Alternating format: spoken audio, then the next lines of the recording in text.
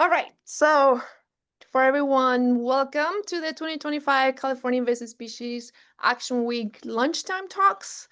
Today we have a very special guest, is our very own Dr. Siavash Taravati. He is an advisor for the Integrated Pest Management Program at UC Agriculture and Natural Resources.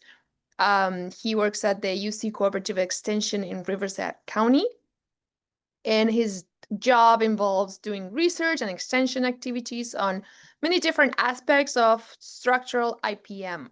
So he covers many areas, including Los Angeles, Orange, Riverside, and San Bernardino counties, but he's also a member of the University of California statewide IPM program. So he covers basically everywhere within California. Dr. Taravati specifically works on structural pests, and that means any pests that occurs inside or around buildings. For example, termites, cockroaches, store product pests, ants, flies, etc. So without further ado, Dr. Siavash, please take it over. I'm gonna stop sharing just in case. Sure, thanks. Yeah, can you hear me okay? Yes. Yeah, okay. Thank you so much, Beatrice and Randall, and thanks for inviting me. Really appreciate it. I really like the idea of these lunchtime talks, and I hope that the audience will learn interesting stuff today. So let me share my screen quick. All right, so as Beatrice said, I am an IPM advisor down here in Southern California. I'm based in Riverside, but I cover 4 counties. And I am an entomologist by training, and I have an QAL license, which is a DPR issued license for applying pesticides. Also, I have a field rep license for structural pest control branch 2. And today I'm going to talk to you about Formosan Subterranean termite and and provide you updates on what's going on in California regarding this very destructive pest. And hopefully, after my talk, you'll have a better understanding of what's happening and what can potentially be done. My talk will have some technical stuff, so I apologize, if some of my slides have too much technical stuff, but I will provide detailed explanation for everything. So hopefully you'll understand everything that I'm going to talk to you about.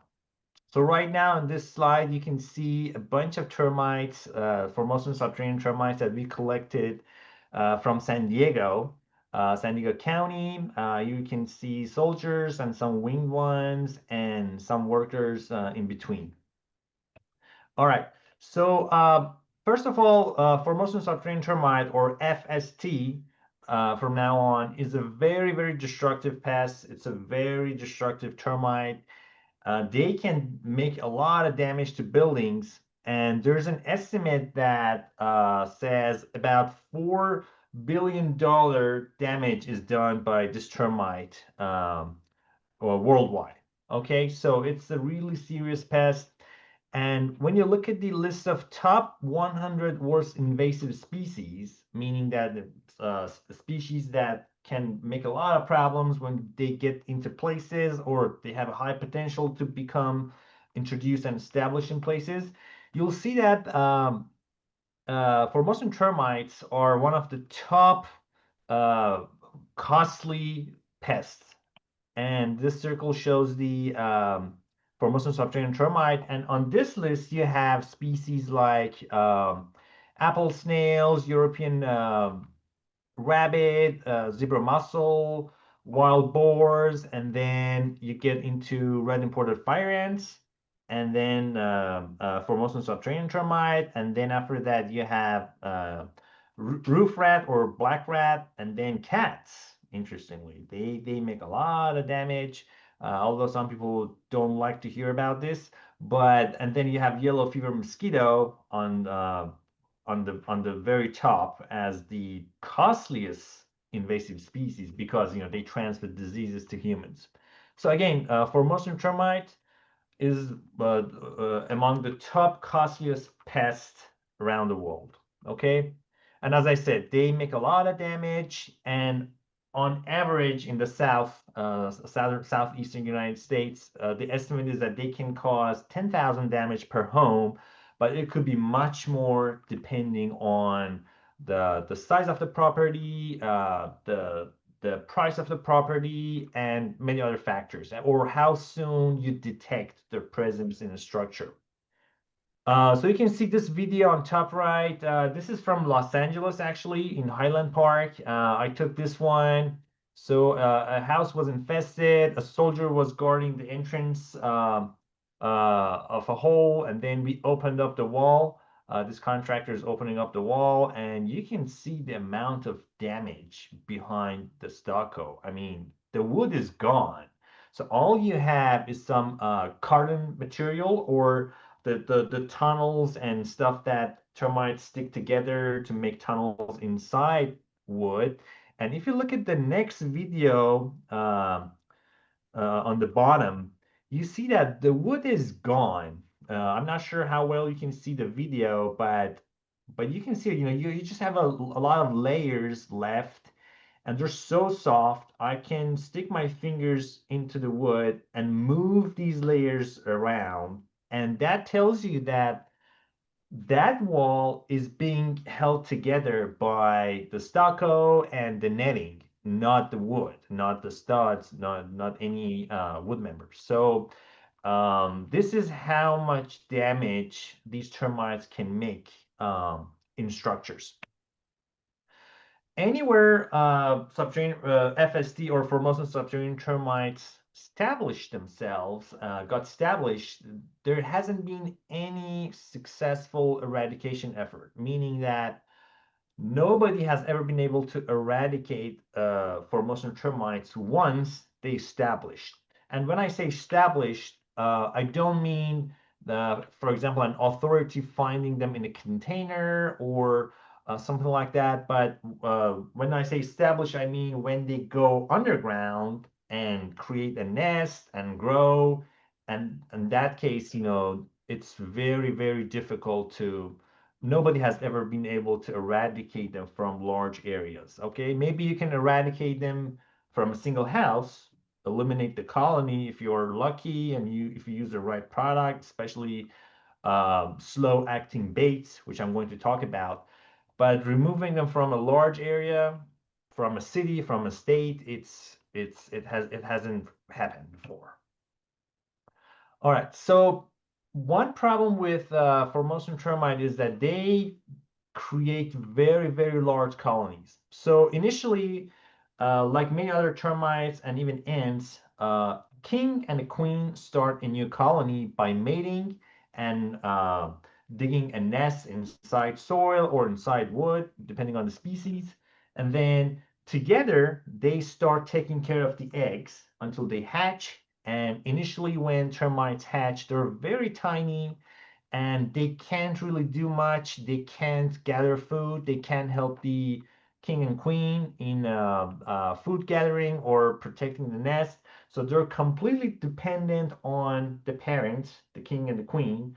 And that's why we say they need biparental care to grow. But once they grow a little bit and molt a few times, then all of a sudden they become able to gather food and help with the colony chores. Okay, but when the colony becomes mature, they start producing winged adults.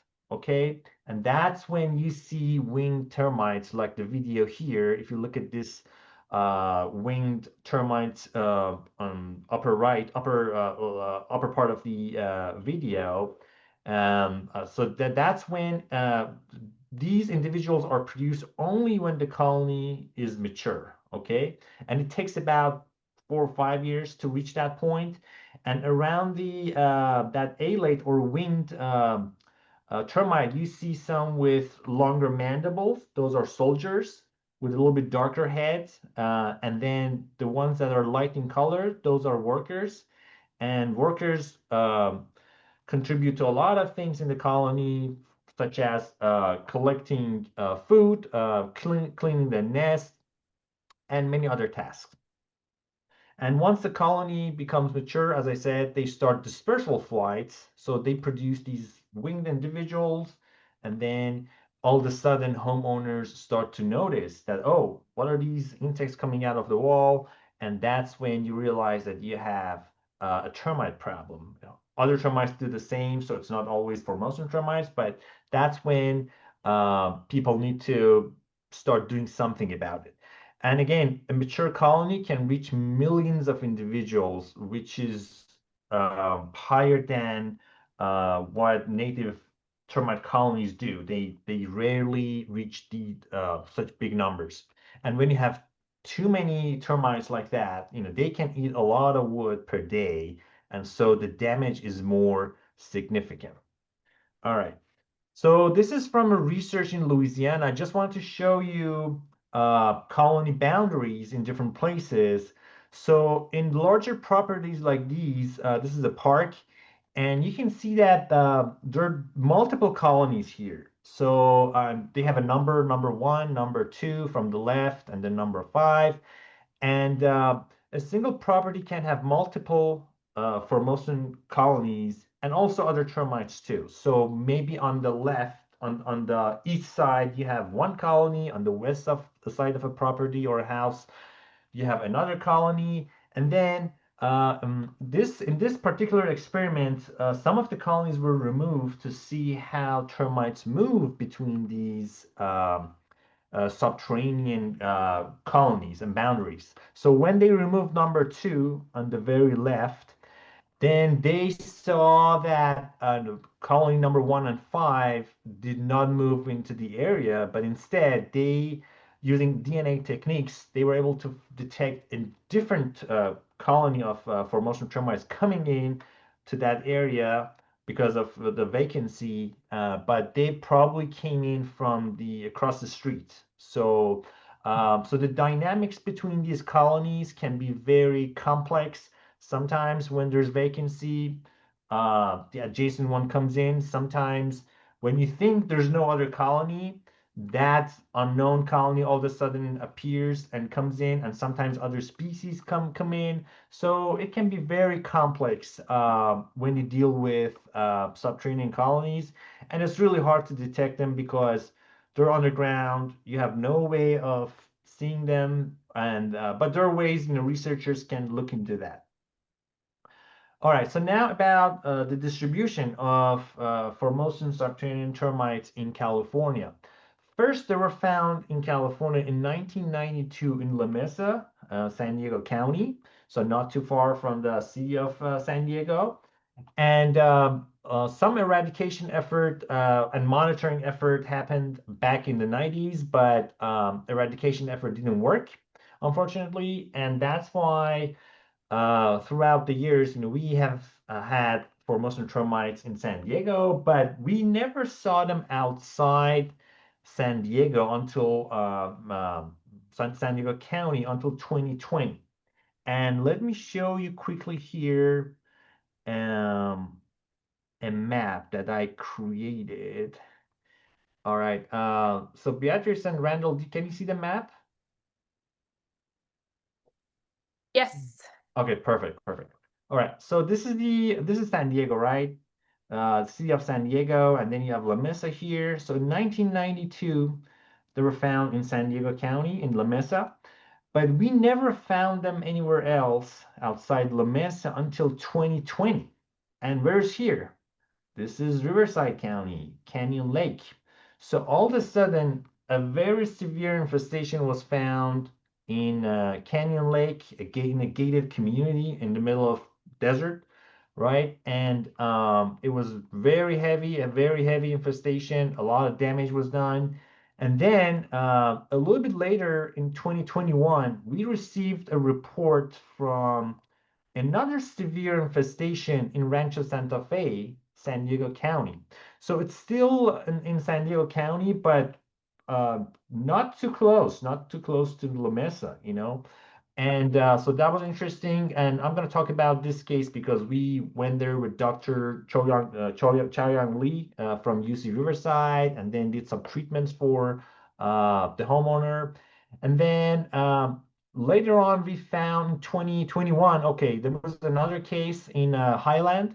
The little video clip that I showed, the contractor was opening up the wall, was from here, Highland Park. A lot of damage. The over 90% of the structural wood was gone in that particular wall that I showed in the video clip. But this is the first official report for the Los Angeles County in which Formosan termites were found established in the county, because Los Angeles County has been detecting Formosan for a long time at ports and shipping containers, but this is the first time that Formosan subterranean termite was found to be fully established and producing alates or winged individuals, meaning that we are we were dealing with a mature colony. It was not just seeing a few hundred termites in a shipping container. They were making a lot of damage to a house, and they started swarming, meaning that to produce wings, and then all of a sudden see a lot of winged termites. That's called swarming. And then in 2022, we found one incident in Hollywood Hills. Not as many winged individuals, but still, a house was detected to identify that for Formosan termites. I inspected this house too, but again, I could not see a ton of alates, but still they were swarming. And one report from Laverne, both of all these three in Los Angeles County. And then in 2023, all of a sudden we received a report from Sacramento in a lumber yard. Somebody was moving, a business was moving wood from out of state. They had a shipment, and then they found some termites. So they sent their samples to a university, and then they contacted us. So we're still not sure if this colony was established or maybe just intercepted in infested wood. But we're trying to, my colleagues in Northern California, Dr. Sutherland, we're trying to look into this to see that if you can find more information. And then lastly, in 2024, a yacht was found to be infested with another species, the Asian subterranean termite, in the same genus of Formosan subterranean termite. And the yacht was an 82-foot yacht infested with that. So that yacht was fumigated. So hopefully we didn't get any of those termites on land, but you never know. And most likely we're going to get Asian subterranean termite at some point. Anyway, so this map was produced in collaboration between me and Dr. Chao Yang Li at UC Riverside. All right, now back to my slides.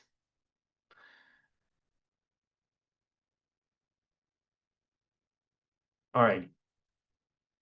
So I mentioned about La Mesa, and then eradication was not successful. So the county of San Diego was investing some money in monitoring for Formosan subterranean termite, but that funding ended. And so right now there's no active monitoring for Formosan subterranean termites.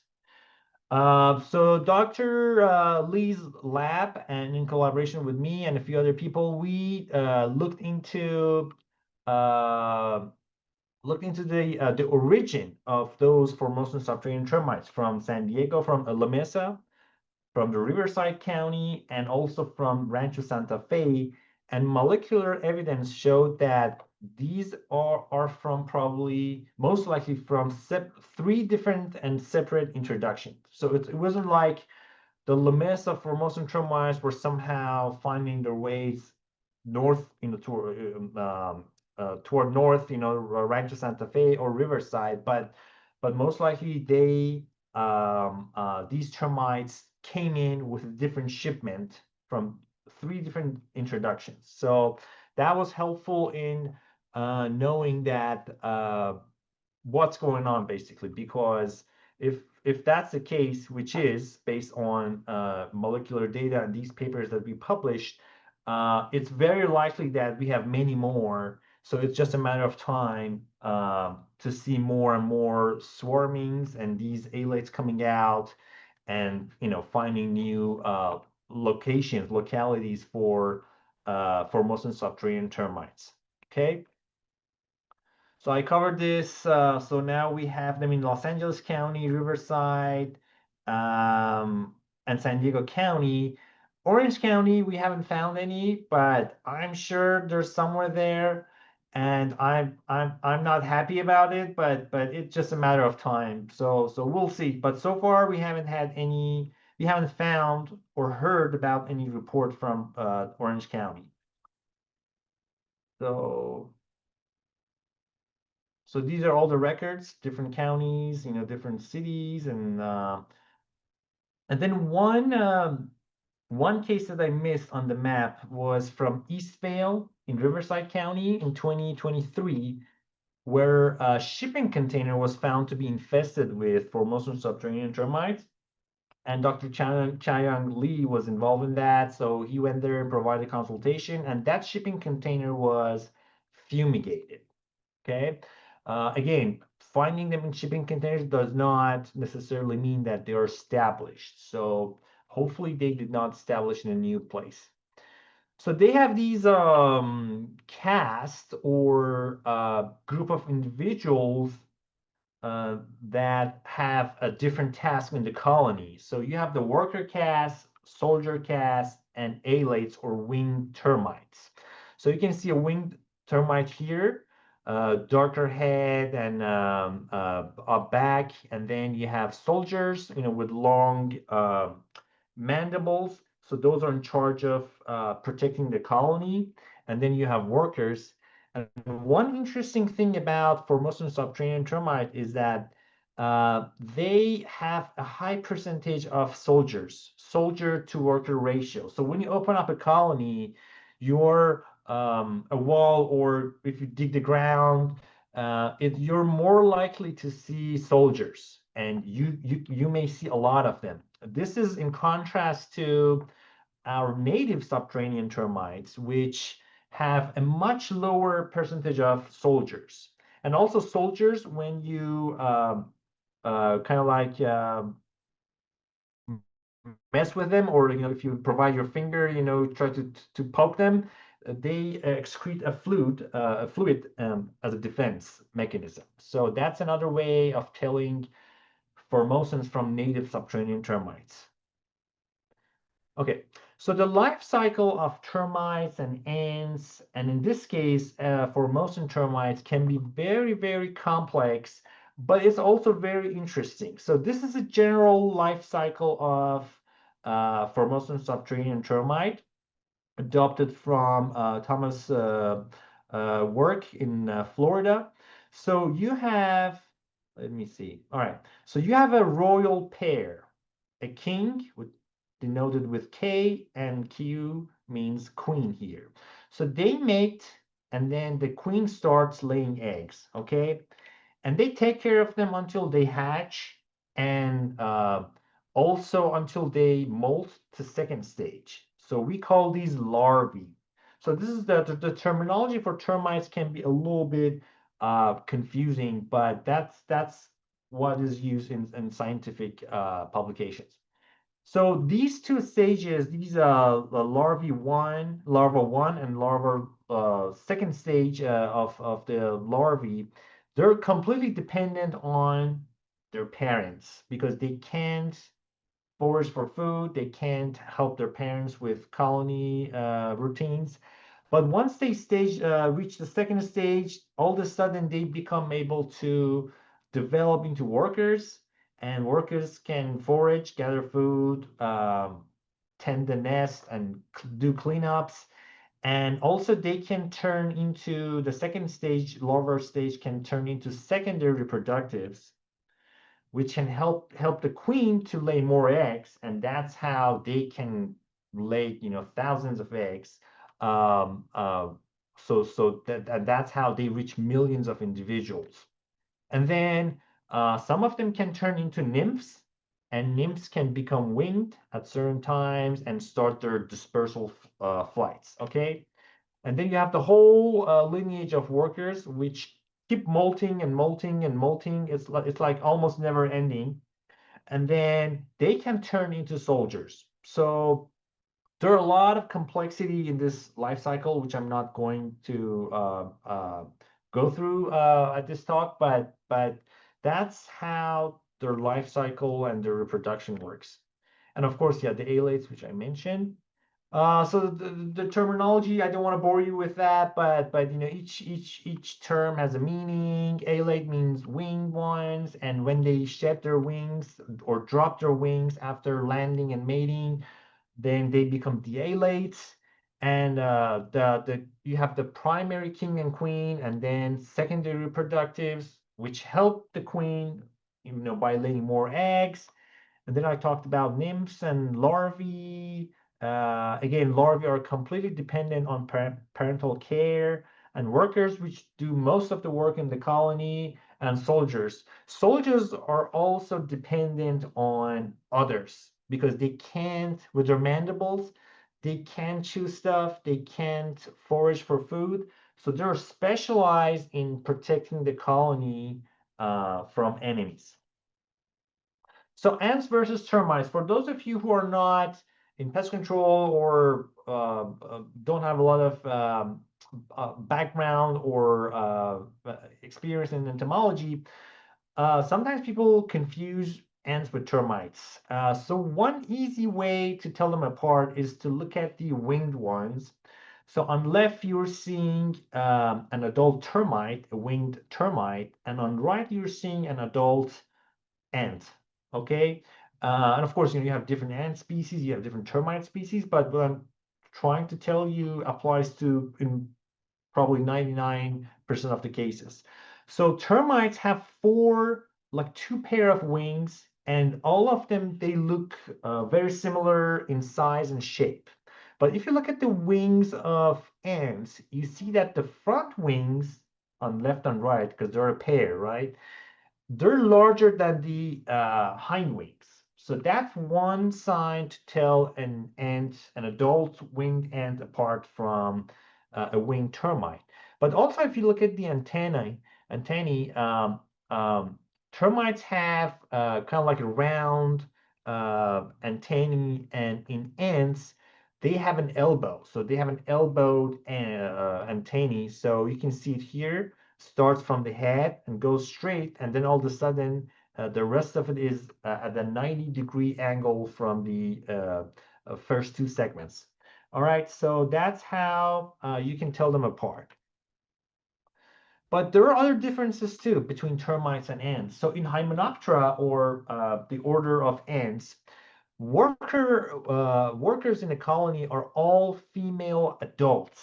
So they're female, but they're sterile female in most cases, with some exceptions. So they can lay eggs, but they're adults, meaning that they started as an egg and then they became larvae, like a worm-like, with a worm-like structure, body structure, and then they went through metamorphosis and became adults. All right. But if you look at termites, workers can be males or female, and that's the case with Formosan Subterranean Termite. But also, workers stay in this immature or juvenile stage forever. So they just keep molting, but they never become an adult.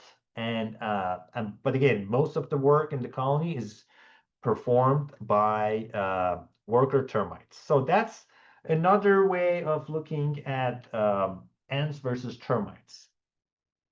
So one problem with the, I'm going to have to go a little bit faster, but one problem with the Formosan is that they can forage long distances. They can forage up to 100 meters or 328 feet in search for food. So whatever termite, Formosan termites you see on your property or any place could be coming from adjacent property, and that can be problematic.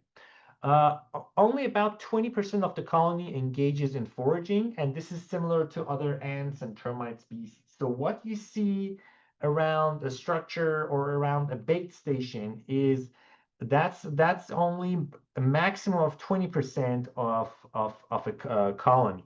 The rest of them are in other places inside nest, and you don't even see them.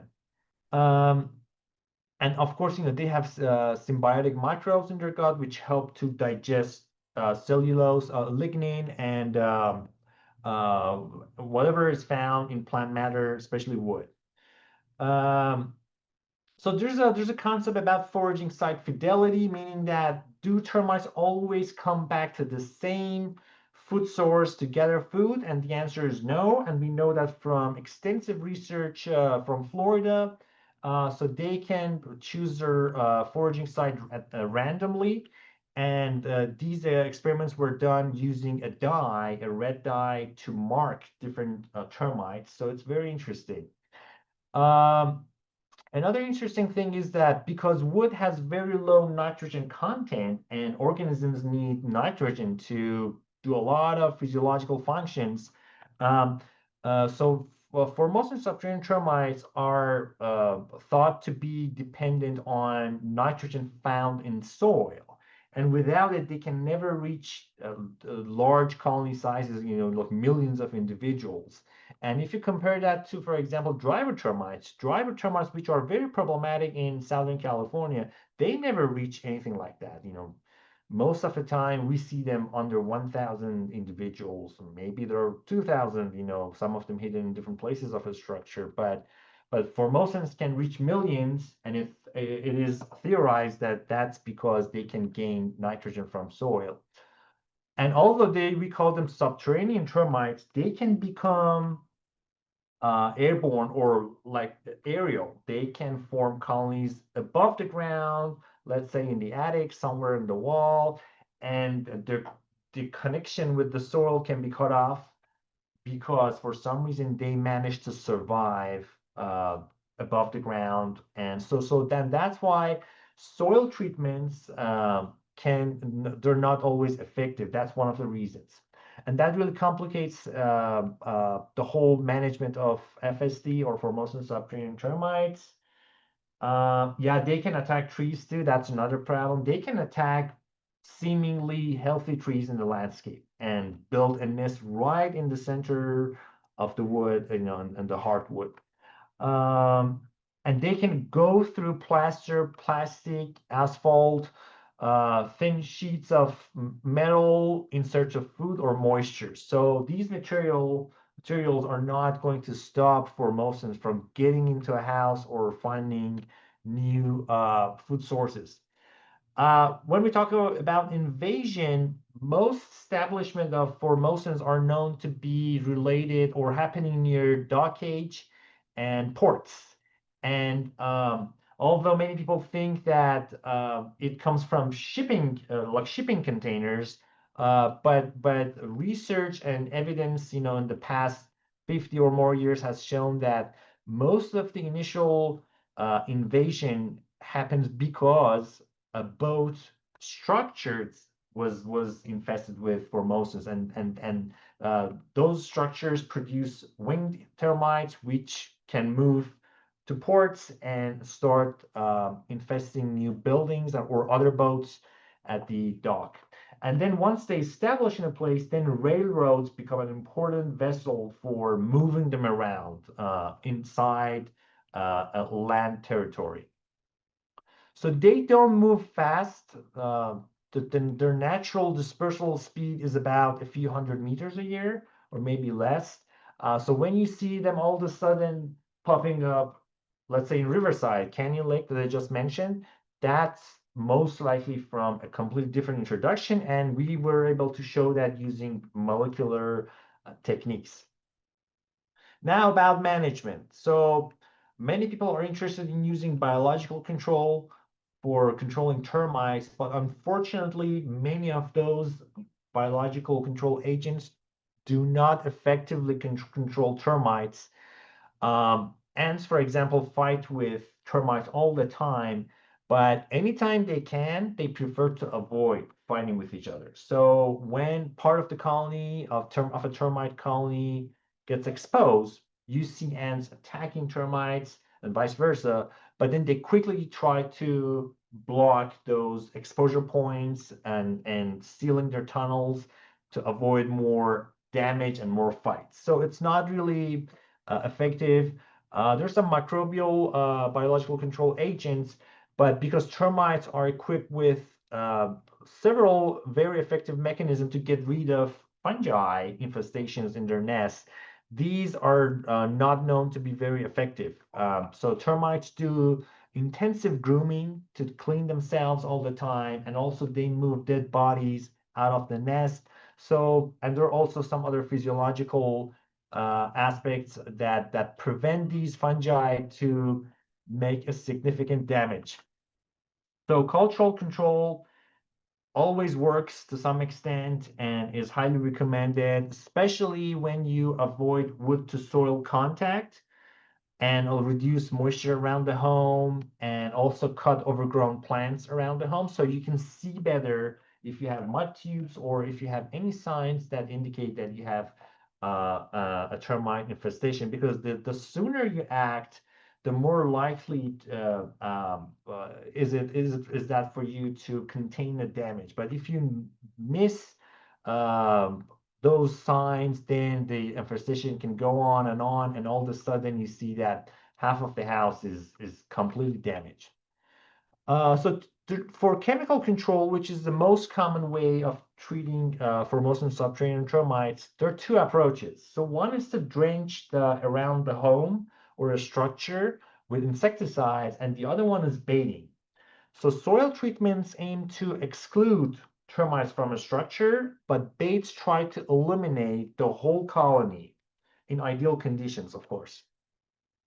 So yeah, so it was shown that even when using lower concentrations of liquid insecticides, you may kill small colonies, but usually these treatments fail to eliminate larger colonies, and that's the case for Formosan termites too, partly because of secondary repellency. So meaning that when termites go to a treated site, they get exposed to the pesticide and they come back, but they die too soon. And then when other termites see dead termites near a food source or a treated area, then they avoid the area. So most of the colony remains intact. And that's why it's not very effective. But one very effective method is known to be the chitin synthesis inhibitor products, which disrupt the reproduction or molting of termites. So these baits can be put underground. They're absolutely least toxic, way less toxic than fipronil and other products. They do not kill termites, but they prevent them from molting properly. And because worker termites have to molt about every 45 days. Then after some time, all these workers, become distorted and they die. So you can put them in the ground, the baits, and there's some above ground baits that you can see here. This is what we use in Rancho Santa Fe in collaboration with Dr. Chow Yang Lee's lab. So it's like a caulking gun. You can inject the bait above the ground in rafters and studs to hopefully deliver the bait faster. So instead of for most termites foraging around the building in ground and collect these baits, they can just feed off of the bait right exactly where they're making problems. The downside with these products is that it takes a long time to completely eliminate the colony, probably 3 to 9 months, depending on the situation. One problem in California is that we have a very limited number of registered baits for most subterranean termites. So there's one company, Corteva, is trying to register one. Hopefully we'll get it soon, but right now we don't have that many options. All right, so I don't think I have enough time to go through this. So this is the idea of baiting. A worker on the top left starts feeding on the bait, passes to other workers, and also passes to the queen. The queen then is unable to produce viable eggs. So she lays eggs, but those eggs never hatch. And then all those termites that fed on the bait or from other termites through exchanges of food exchange, they go back to the main nest. And when they try to molt, they can't and they die. And that's how these baits work. And they work great, but you need to be very patient because it takes several months. And this is the case in Rancho Santa Fe. We went to to a house there, very severe infestation. Termites were swarming inside and outside. And then a pest control company treated liquid insecticides. Didn't work. We went there and injected some of these baits, and we got good results. But later on, after about 2 years, we realized that another bean was infested. So Dr. Lee's team went there and did another treatment. So hopefully that took care of the problem. Um, yeah, so this is a poster. If you're interested, search for Formosan Subterranean Termite Alert from California, or shoot me an email. I'll send it to you. It shows all the different casts of Formosan Subterranean Termites. And you can see a soldier here in the middle, top middle, excreting this defensive chemical. And yep, so with that, I would like to finish my talk. And if you need my slides or if you have any questions, please feel free to reach me via email.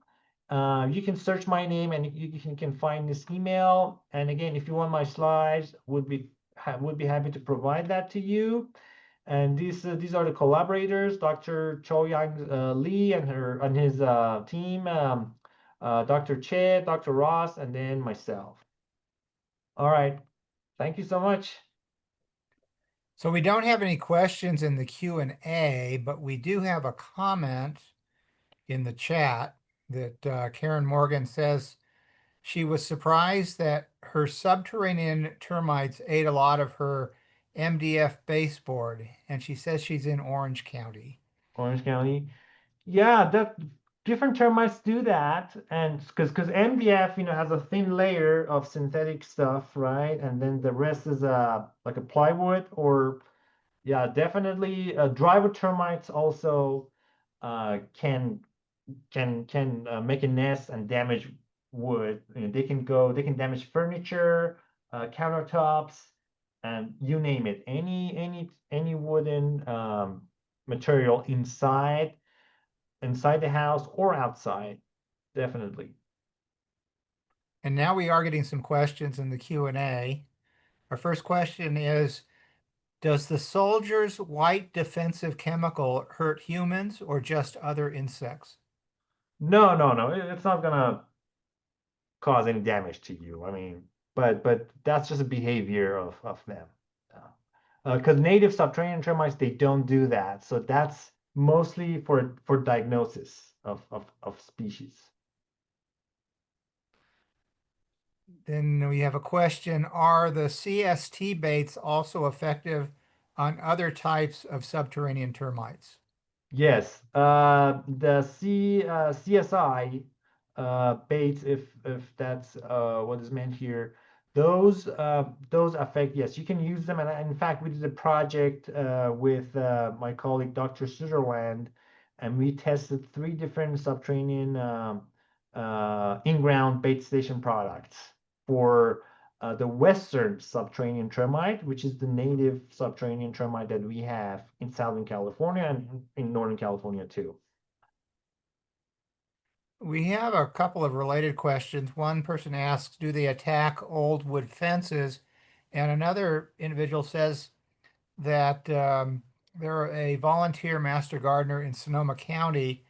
Resident came to her and mentioned that she swears termites are destroying her garden beds, the woods.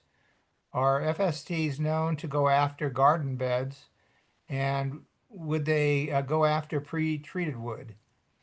I'm not sure what's the case in California, but even drywood termites can go after garden beds, and they are known to attack the roots of roses, different rose species. So yes, anything that is kind of like woody, They go after that, and treated wood, because when treated wood gets old, it loses its potency, and then that's when you see termites, starting to feed on pressure treated wood, if that's what is meant here.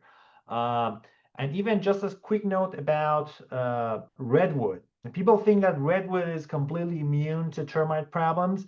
That's not exactly true. The redwood has to be first from the heartwood of a tree.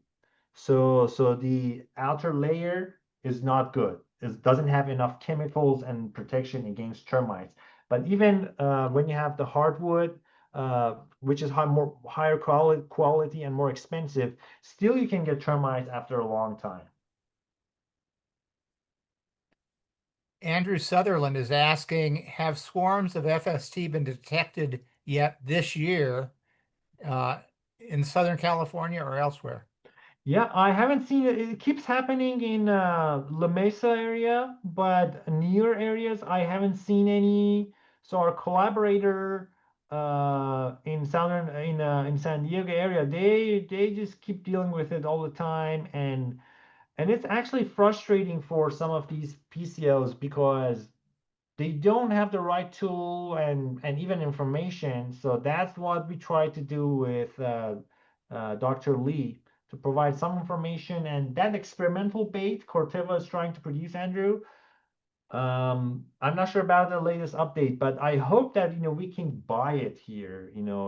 Hopefully they'll register fast because we really need it, especially when termites are up in the structure, and so the in-ground bait stations, in our experience, may not be enough, or maybe it's too slow. So hopefully we'll get that. Tina Keegan's asking about the research on the CSI baits on Western subterraneans. Is that available? And is that on the UCIPM website?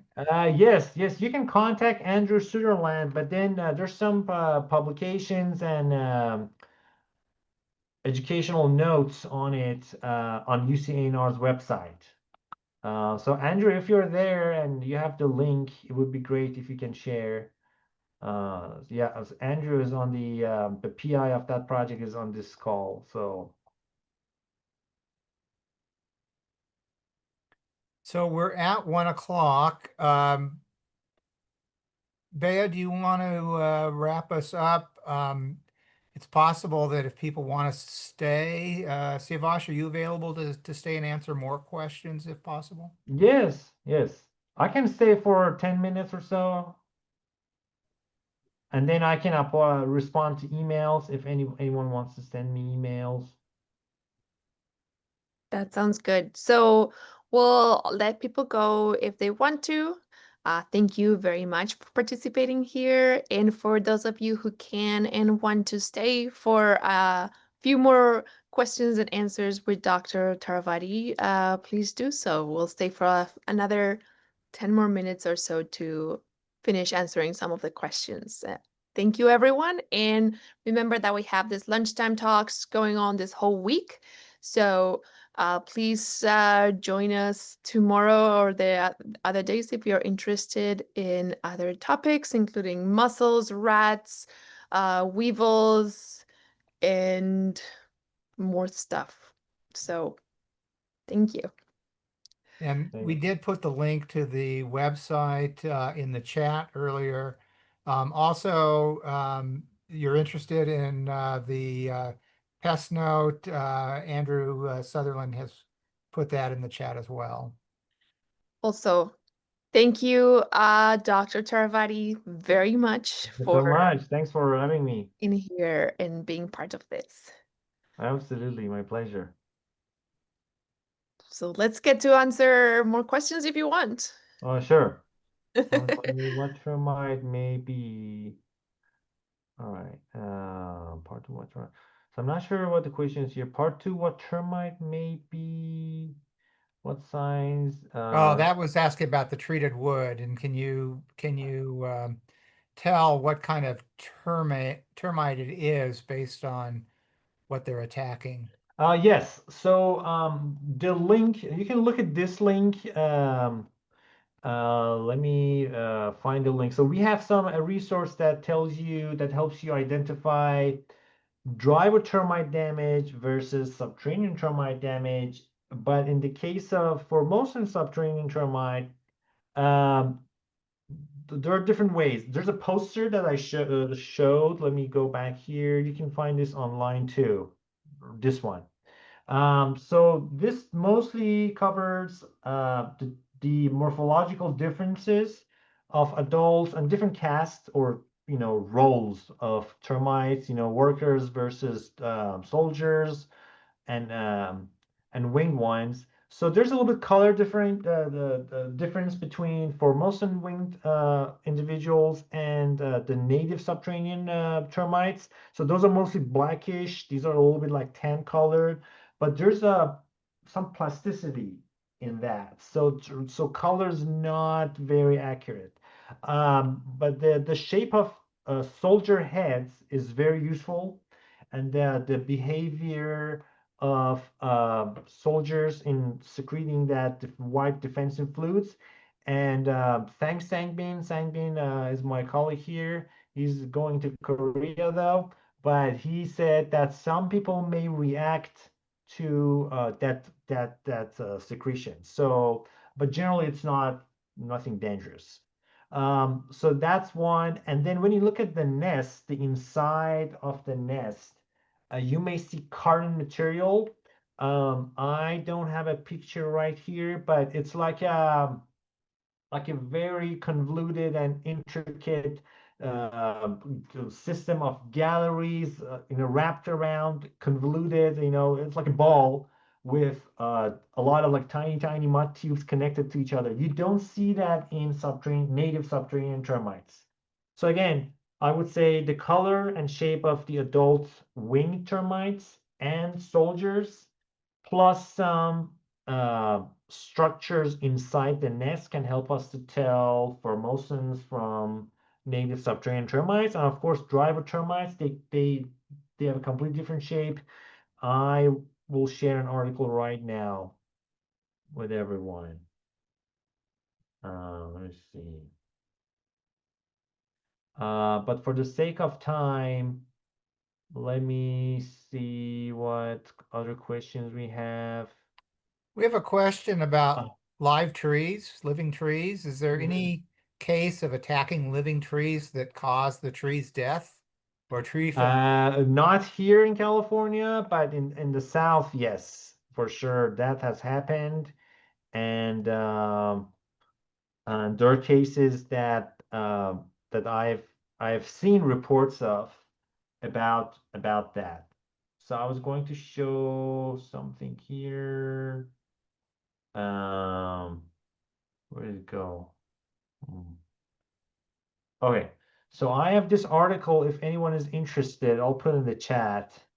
It has some nice pictures about how to tell different, at least drywoods from subterranean termites, and eventually, I think it's a nice idea to add Formosans um, to that comparison too.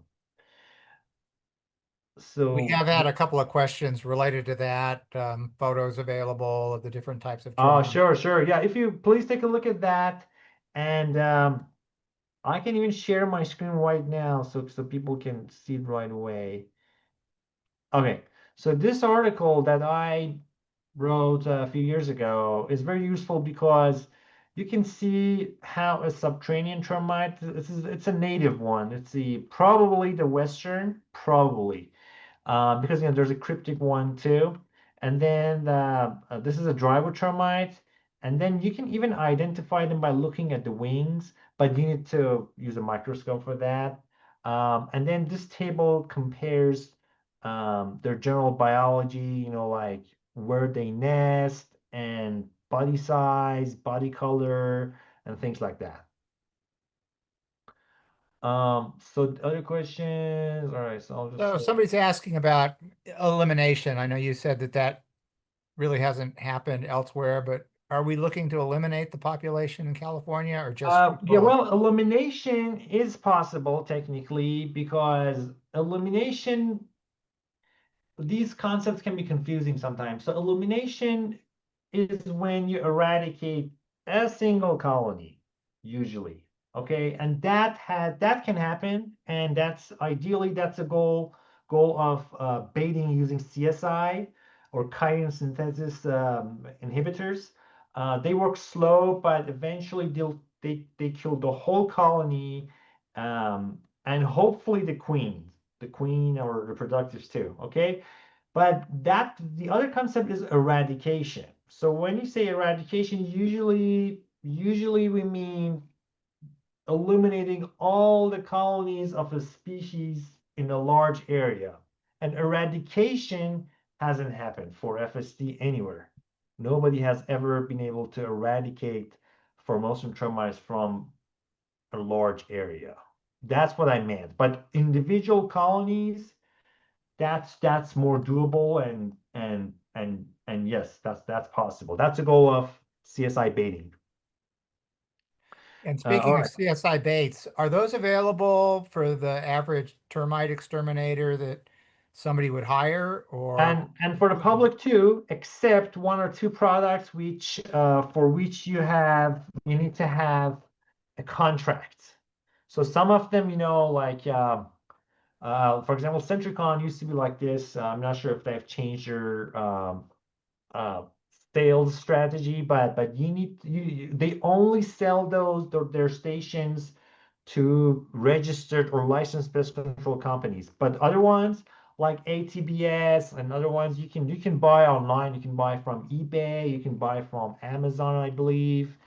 You don't have to even have a license because those are very safe products, very low toxicity, and effective, generally speaking. okay, and then I Do we have just more? I put your email in the chat. They were asking about that. Oh, thank you. And then just I think you've covered this, but the question relates to does a pest provider advise baits as opposed to killing them? What are your thoughts on that? Baits attract baits as opposed to killing them ASAP. Yeah, that's a complicated thing. It might be true. It might be true, but the baits are supposed to attract and kill.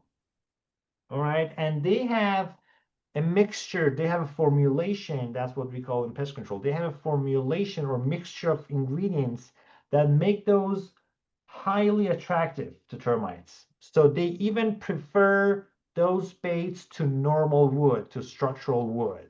So in theory, that shouldn't be a problem. Plus the fact that once they start feeding on baits, they start to die, and so yes, they may like um, make some damage by being around the structure, but they're constantly feeding on hopefully on the bait. And besides, depending on what product you're using, the pest control operator is not supposed to put the toxic bait before confirming an active infestation.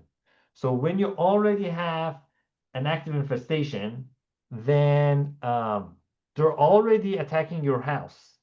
So putting I wouldn't be worried about putting a termite bait station around the house because they're already damaging the house, and hopefully they'll prefer the bait more than they like the structural wood in your home or any type of other structure, uh, and that will do the job. And but I need to mention this. Unfortunately, despite all the research on baiting and advantages of baiting, still a lot of companies resist using baiting for termites. I mean, we have tried to convince them to change that, and many people in other places, other states have done that.